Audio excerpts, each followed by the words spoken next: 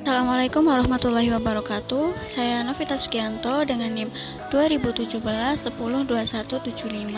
akan menjelaskan tentang kesalahan dalam menafsirkan Al-Quran dengan dosen pengampu Ibu Alfi Nuraini MAG. Kemudian ada pengertian tafsir. Tafsir secara bahasa berarti menjelaskan, menyingkap, dan menerangkan makna-makna rasional. Ilmu tafsir adalah ilmu yang menjelaskan kalimat, huruf dalam Al-Quran. Kemudian ada sebab-sebab kesalahan dalam menafsirkan Al-Quran. Penyebab kesalahan dalam menafsirkan Al-Quran dapat ditinjau dari 3 segi. Yang pertama, dari segi mufasir. Subjektivitas mufasir yang bermula dari perbedaan kemampuan, orientasi, sistem berpikir, keyakinan atas kebenaran pendapat atau mazhab yang dianutnya, kepentingan dan keinginan. Tidak menguasai ilmu alat seperti ilmu nahwu, shorof, dan lain-lain.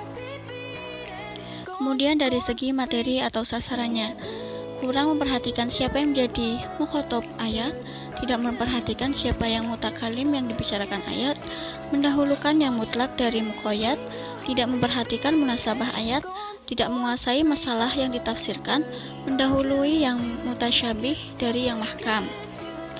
Kemudian Az-Zahabi dalam bukunya Tafsir wa Mufassirun mengemukakan bentuk-bentuk penyimpangan penafsiran Al-Quran dapat dikembalikan pada 3 faktor. Yang pertama, berkaitan dengan subjektivitas mufasir. Ini terlihat dari kecenderungan mufasir menafsirkan Al-Quran menurut seleranya, mazhabnya, bidang kajian yang diminatinya, atau kecenderungan lain yang berkaitan dengan keinginan-keinginan pribadi atau kelompok. Yang kedua, berkaitan dengan konteksnya, baik pembicaraan, ruang dan waktu, atau dalam konteks sosial kemasyarakatan yang lebih luas. Kemudian yang ketiga, berkaitan dengan kekurangan penguasaan ilmu pokok dan bantu dalam menafsirkan Al-Quran. Secara garis besar, ada 4 penyebab timbulnya penyimpangan penafsiran yang sering ditemukan dalam kitab-kitab tafsir yang ada. Di antaranya, berpaling dari sumber dasar tafsir yang otentik dan sahih. Terjadinya kesalahan dalam penafsiran seringkali disebabkan oleh tindakan mufasir yang mengabaikan sumber-sumber primer yang sahih dan beralih pada sumber-sumber yang lemah. Ada 9 unsur yang termasuk dalam kategori ini, diantaranya menggunakan ijtihad dalam menafsirkan ayat, padahal ada nas lain yang menjelaskan maksud ayat tersebut. Kemudian berpegang pada hadis maudhu dan dhaif. Kemudian mengambil riwayat Israiliyat. Yang keempat, berpegang pada prasangka dan hikayah. Yang kelima, hanya berpedoman pada makna bahasa semata dan mengutamakannya dibanding riwayat yang sahih.